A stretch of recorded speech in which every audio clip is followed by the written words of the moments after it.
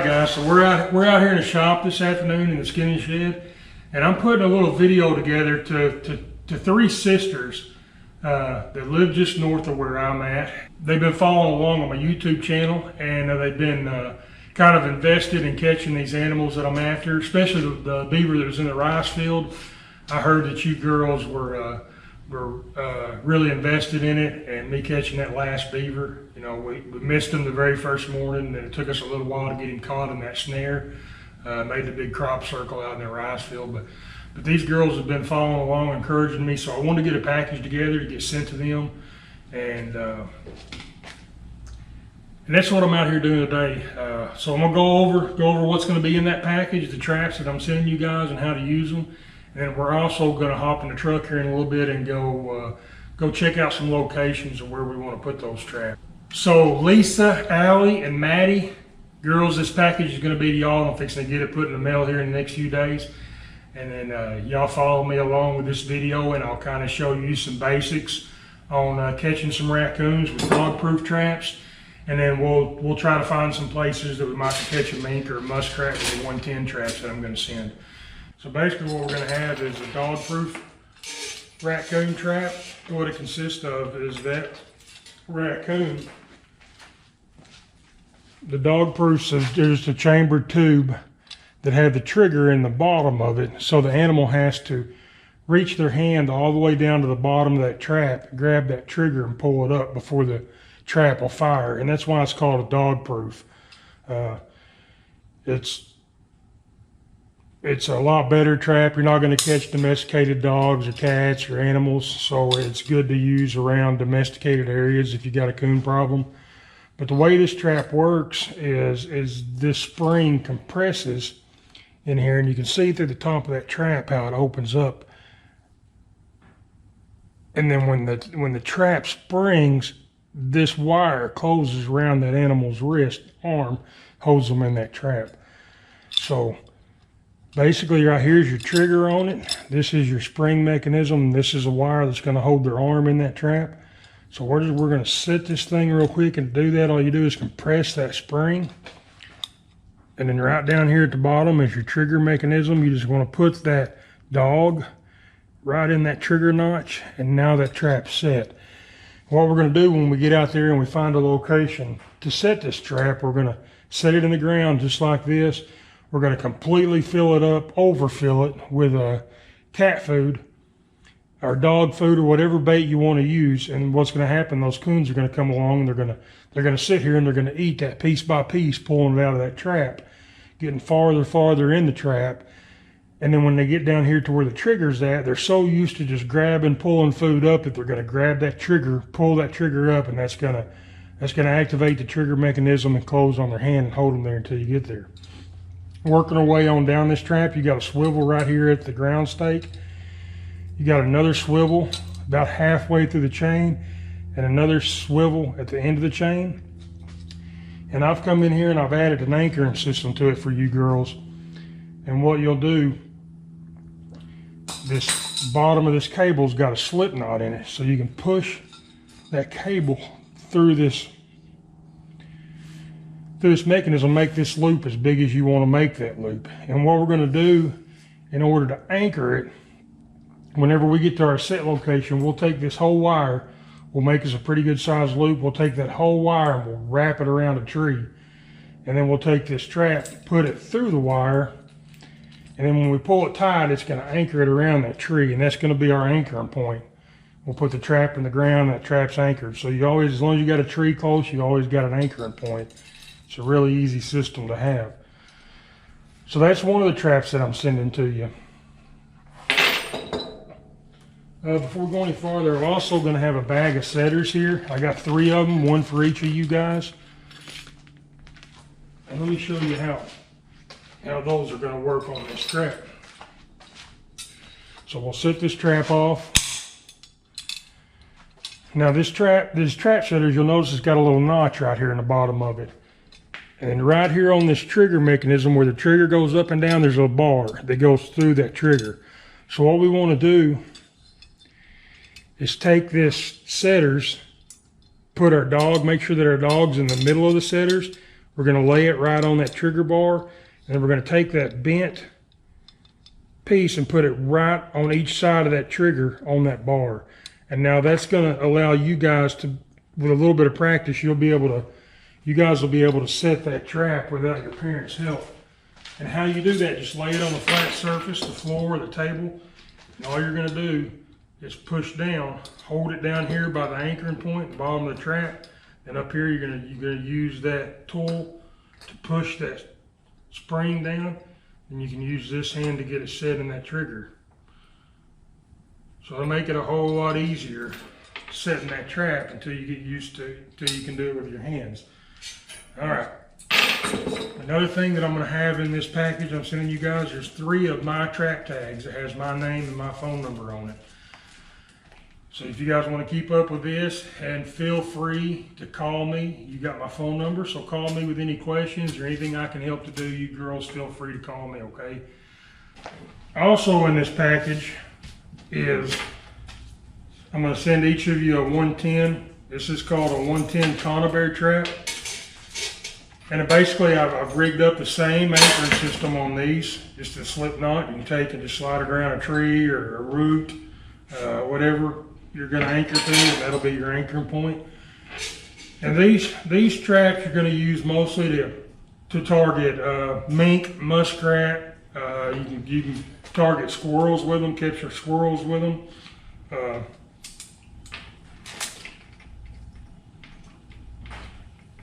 I don't have a lot of muskrats around my area, so when we go out, I'll show you guys some locations after a while for coons. We're not going to really talk too much about targeting muskrat. So basically there's 3 things that all animals need, and it's on the animal's mind all the time. And those 3 things are going to be food and water, a place to live, a home, and then during certain parts of the year, those animals are getting ready to make baby animals, so that's on their mind, reproduction. So those are the 3 things that us as a trapper are thinking about. What is this animal that I'm trying to catch doing this time of year in relation to one of those 3 things? Food and water, a habitat, home, and reproduction. So this time of year, middle of summer, they've already had their babies for the year. And right now they're just basically going from their home to a food source. So if we were going to trap this time of year, that's the 2 things that we're looking at. We're looking at where do they live and where do they go to eat at? Where do they go to collect their food? And what we want to do is place these traps in between those 2 places in the path that animal's using. And how we know that animal's using is we go out to areas where they know where they live and we know where a food source is, and we look for their travel path between those 2, whether it's a raccoon, whether it's a mink or a muskrat, whether it's a squirrel, whether it's a coyote or a bobcat, whatever we're after, that's what we're thinking. So what you're going to do, most animals will use the same path day in and day out, and that path's going to be wore down.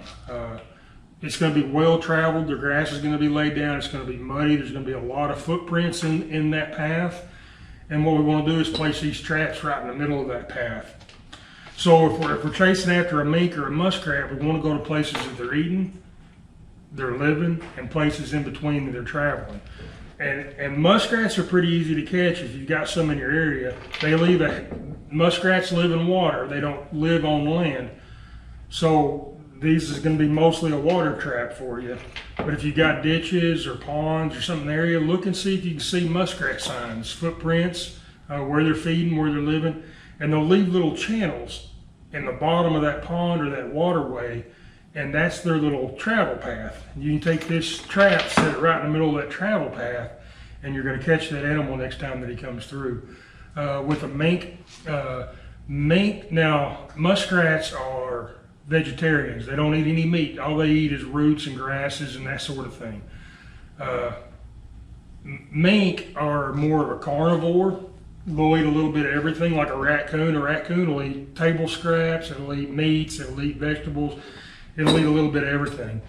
Mink mainly wants other meat to eat. It's a carnivore. So it's traveling a mink lives in water and land, and a mink will travel ditches and ditch banks looking for other animals to eat. So in the water lines, you got a ditch here, and in the water line level, you'll see little holes where the water meets the dry land going up the bank. You'll see little holes in the bank, and that's where animals have burrowed in and made a home. And that mink's going to come along, and he's going to check every one of those holes out in the ditch. And that's where we want this trap setting, is in front of one of those holes. So if there's a hole in the bank, and then we've got lure and bait up behind it, what that animal wants to eat, whether it be frogs or crawdads or fish, whatever he's after that time of year, we have it up in that hole, and then we set this trap in front of that hole. That mink's going to come along, he's going to smell that up in that hole, and he's going to want to go in that hole to eat, and he'll trigger our trap and get caught. So that's kind of our thinking as a trapper, what we want to look at and what we want to do when we're setting these traps. So I'm going to get this package together, girls, and I'm going to get it headed to you. So Lisa, Allie, and Maddie, you guys watch for this. Keep me updated. Let me know how it goes. I want you girls to, I'm going to issue a challenge to you, and I want y'all to see who can catch the most critters come trapping season this year. I want y'all to keep me updated on it.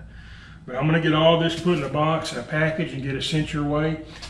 And right now, girls, let's go hop in the truck, and I'm going to take these traps and we're going to go to several different locations. I'm going to give y'all an idea of what to look for when you're looking for a place to set a trap. So let's go hop in a truck and let's go see if we can't find places to set these traps. All right, Lisa, Allie, and Maddie are first up going after raccoons at the Dollar General. And what we got is our bait here, the cheapest bag of cat food that we could find, a couple of bottles of water because it's hot. But that's going to be our bait that we're going to use to catch these raccoons. Stick tight, and we'll get out here to the field and I'll show you some areas we're going to look for. All right, girls, so we over here and we found us a cornfield over here on this side. We know that the raccoons are going to be eating that corn right now. And then the county road, and over here on this other side, we've got some hardwoods that they're going to be living in. So we're driving down through here and we're thinking, how are those raccoons going to get from the hardwoods on this side of the road over to the cornfield on this side of the road? And we're looking for an area that's going to happen. And right up here, I know right up here is a bridge you girls are fixing to see right up here. So if you were a raccoon and you had crossed this road every day and every night to go from your house to where you're going to get your food, how would you do it? Would you cross over the road, take a chance of getting hit by a car or being seen by a predator? Or better yet, come right down underneath this bridge, stay down in the ditch where the water's at. And raccoons like to hang out around water. So they're gonna come right down the bottom of this ditch and they're gonna go over to that cornfield. So we're gonna pull over here.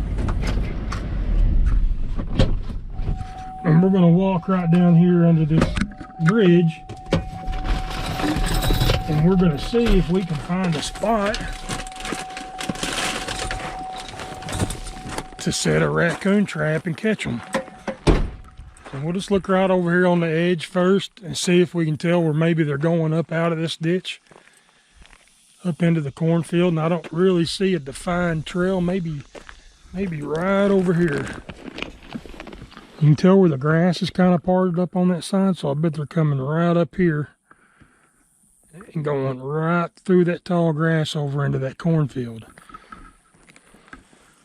So if we walk right down here underneath this bridge, we may find an even better spot.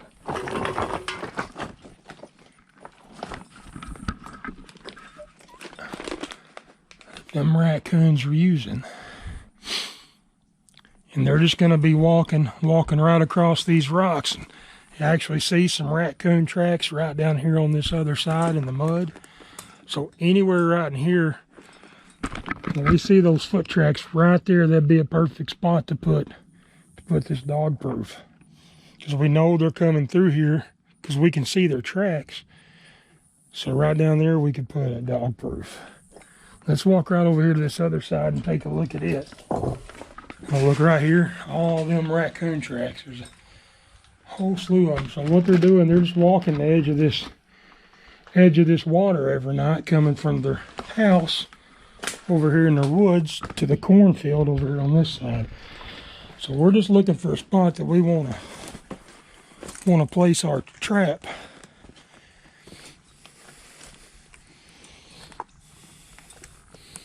And you can see right there that trail coming through that grass. So anywhere down through here, look at all these raccoon tracks. So this right here is going to be an ideal place to catch a whole bunch of raccoons.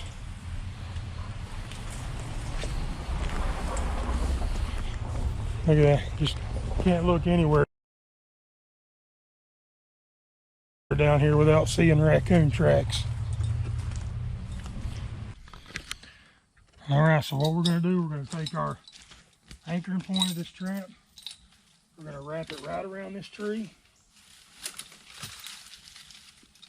put it right back through that loop we made, tighten everything down. We're going to put that trap right there in the mud, just like that. We've got the trap set, ready to go, and we're just going to fill that trap completely up with cat food till it runs over the side. That's all it is. Now we'll come back in the morning and I'll bet you we'll have a raccoon in that trap. So there's one location. So we found one spot where some raccoons are. Stick with me and we'll go look at a few more.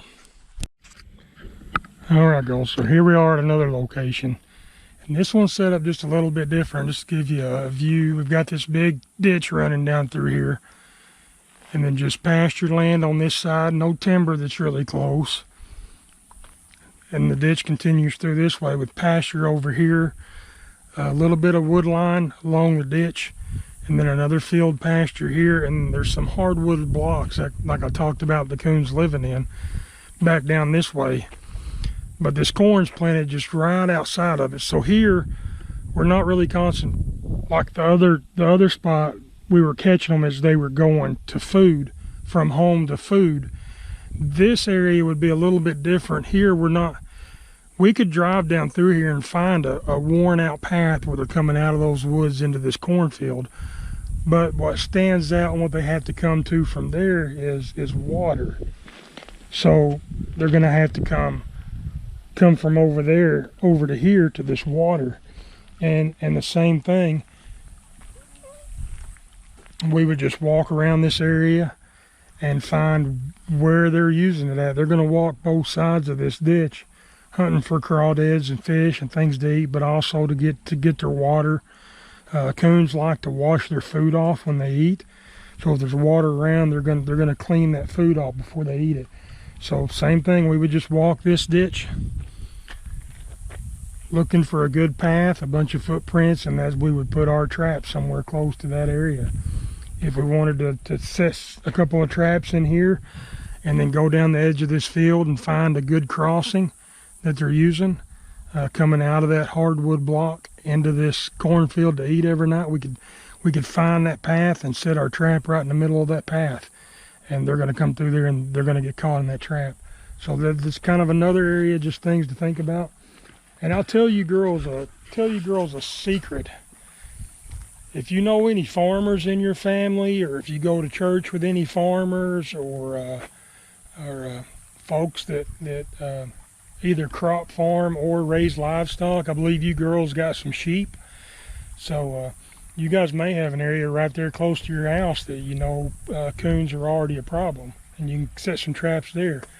But the secret, talk to those farmers. Next time you see them out and about, you see them out town, or you see them at church, or you see them at the store, tell them, hey, I'm going to trap some raccoons. Do you know of a place that there are some raccoons? And I almost guarantee you that farmer's going to say, yes, I have troubles with raccoons, and I'll show you exactly where they're at, and you're more than welcome to try to trap them. So talk to those farmers and get to know them. That's a good a good resource to have, because they're going to know where the problem animals are at, and they'll tell you right where to go.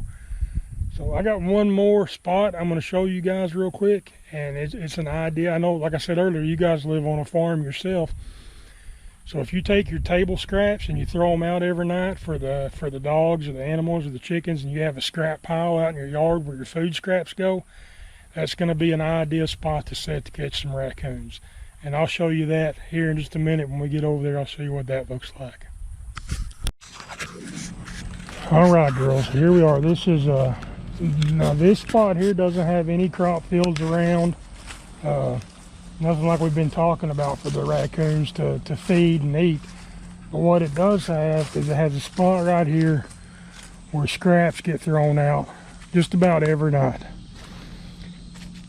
And those raccoons will come, they know that those scraps get thrown out here, and they'll come to this spot. All the raccoons around living in these timber and in these trees, they'll come to this spot and check to see if there's any food here for them. And what we're going to do in a spot like this is we're going to look for the little trails that they use to come in here. You can see one right up under here. They'll come out. There's another trail that they use right here, and you can actually see where they pulled some grape stems back down through here to eat them.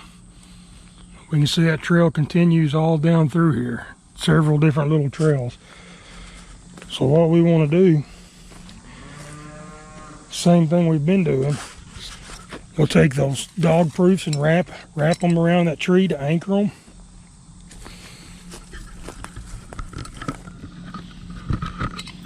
And what we're going to do, we're going to put this one right here in this scrap pile. So I'm going to set it.